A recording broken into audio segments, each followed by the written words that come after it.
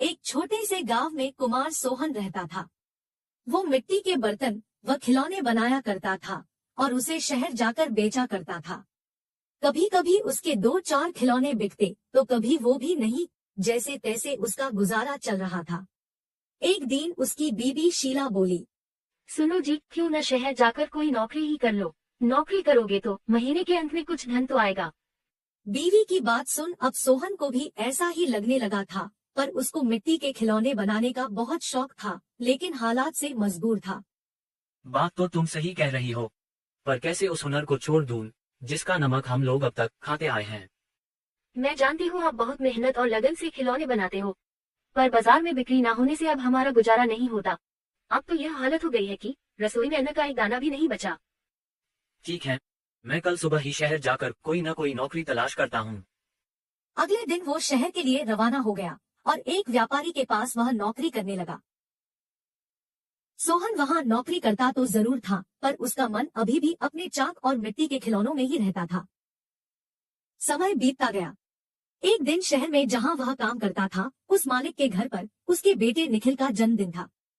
सब महंगे महंगे तोहफे लेकर आए। सोहन ने सोचा, क्यों ना मैं मिट्टी का खिलौना बनाऊं और बच्चे के लिए लेकर जाऊं, वैसे भी हम गरीबों का तोहफा कौन देखता है। यह सोचकर वह मिट्टी का खिलौना बनाया और बनाकर जन्मदिन पर ले गया।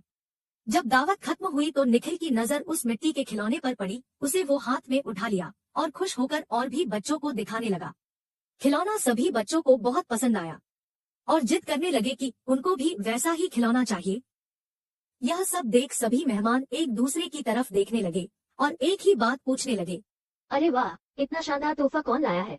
इतना महंगा तोहफा ये किसने लाया होगा? ये खिलौना तो शायद आपका नौकर सोहन लाया है। इतना सुनते ही सब हैरान हो गए। सभी एक दूसरे का चेहरा देखने लगे। तभी मालिक बोला, सोहन सोहन तो बहुत गरीब है, इतना महंगा खिलौना कहाँ से ला सकता है। हाँ, मैंने देखा है, ये खिलौना सोहन ही लाया है। ठीक है, सोहन को बुलाओ, उससे पूछो कि ये खिलौना वह कहाँ से खरीदा है। वहाँ सोहन आता है और सब उसी के तरफ देखते हैं। वह माहौल देखकर हैरान हो जाता है। मुझसे क्या गलती हुई, सब मुझे ही घूर रहे हैं। शायद मेरा खिलौना निखिल को पसंद नहीं आया होगा और बच्चों के सामने वो अपमानित होगा। कोई बात नहीं, मैं माफी मांग लूंगा। मालिक, क्या आपने मुझे बुलाया? हाँ सोहन, क्या यह खिलौना तुमने दिया है? हाँ मालिक। तुम यह खिलौना कहाँ से लेकर आए हो और इतना महंगा तोहफा तुम लाए कैसे? इतना सुन सोहन मन ही मन खुश होता है और मुस्कुराते हुए बोलता है, माफ कीजिएगा मालिक, ये कोई महंगा तोहफा नहीं है, यह मैंने खुद बनाया है। गांव में यही खिलौना बनाकर मैं अपने परिवार का गुजारा करता था, लेकिन इससे अब घर नहीं चलता, इसलिए आपके यहाँ नौकरी करने आया हूँ। अरे वाह, तुम क्या अभी है खिलौना बना सकते हो? और सभी बच्चे को तुम्हारा खिलौना बहुत पसंद आया है, इन्हें भी ऐसा ही खिलौना चाहिए। सोहन खुश होकर बोला, हाँ मालिक, बिल्कुल बना सकता हूँ। जब कल मैं आऊंगा तो खिलौना बनाकर लेते आऊंगा। अगले दिन सोहन ने शानदार रंग बिरंगे खिलौने बना कर दिए। यह देख मालिक ने सोचा, क्यों ना मैं खिलौने का भी व्यापार करूं। वह अपने बीवी से बोला, सुनीता, सोहन खिलौना बहुत अच्छा बनाता है, उसे खिलौना बनवाकर शहर में उसका भी व्यापार कर लें। उसे सोहन को उसके मनपसंद का काम भी मिल जाएगा और उससे अच्छी तनख्वाह भी मिल जाएगी, साथ ही साथ एक मोटी रकम हम भी कमा लेंगे।